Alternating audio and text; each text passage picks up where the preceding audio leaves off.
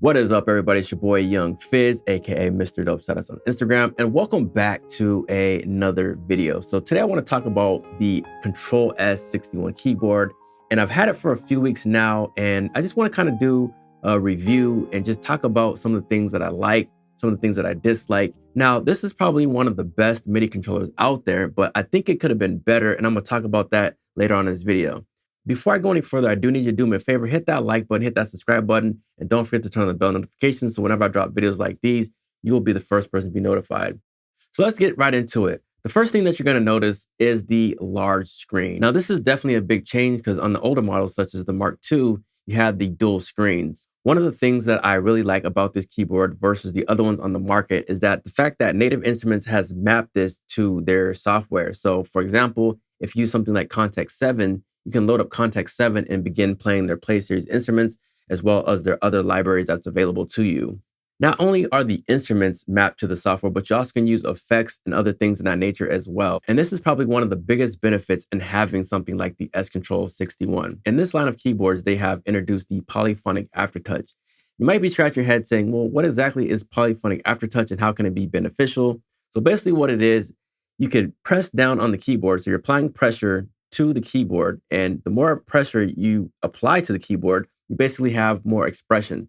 So it's a quick way to really emphasize certain instruments on the keyboard. So the S-Control comes in the 49, comes in the 61, as well as the 88 keys. One of the things that I've come to learn and love about this particular keyboard is the glass LCD, and it makes it easy for different viewing angles. Now, this is definitely not another cheap keyboard that's on the market. This thing does have a premium feel to it. One of the things I don't like is that the LCD is not a touchscreen. And as technology advances, it just could have sped up the workflow just a little bit more to be able to have something that you can physically touch that is mapped to the software as well. So I think that would have been definitely a plus if it had been touchscreen. I do really appreciate the touch sensitive knobs, and it's very responsive. Now you're able to access different modes. You have the MIDI mode, you have DAW control mode, you have plug-in mode. I do really like the pitch bend wheel over the little toggle switch. Before I was using the Phantom and it had the little toggle switch, and I really like the feel of the wheel. And right above that, you also have a touch strip. You have your modulations, and then you also have your octave control. It also has cool features like scale mode and arpeggiator.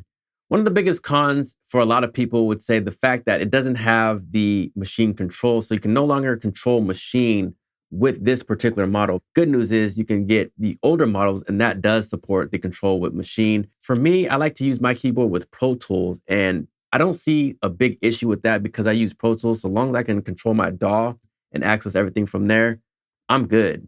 One of the best features I would say with this keyboard is the fact that you have the light guides, and that's useful for when you want to map out your instruments.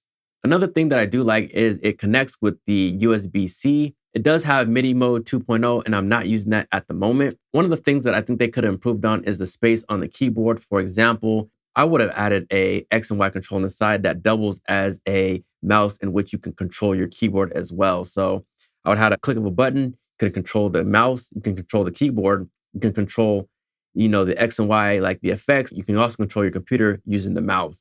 So that is something I would have added. So I hope you guys found this video to be valuable. If you did, hit that like button, hit that subscribe button, and don't forget to turn on the bell notifications. It's your boy Young Fizz. We will see you on the next video. Thank you for tuning in, and we are out.